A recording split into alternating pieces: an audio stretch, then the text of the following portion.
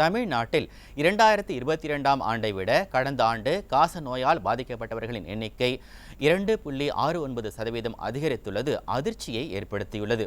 நாடு முழுவதும் 25 லட்சம் பேருக்கு காசநோய் பாதிப்பு கண்டறியப்பட்டுள்ளது. உத்தரப்பிரதேசம், மகாராஷ்டிரா, ராஜஸ்தான், குஜராத் போன்ற மாநிலங்களில் காசநோய் பாதிப்பு அதிகரித்துள்ளது.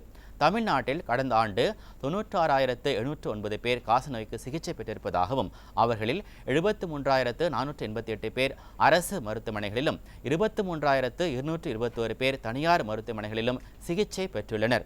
2022ஆம் ஆண்டில் 94,171 பேர் பாதிக்கப்பட்ட நிலையில் கடந்த ஆண்டு மட்டும் காச நோயால் பாதிக்கப்பட்டவர்களின் எண்ணிக்கை 2.65% அதிகரித்துள்ளது அதிர்ச்சியை ஏற்படுத்தியுள்ளது.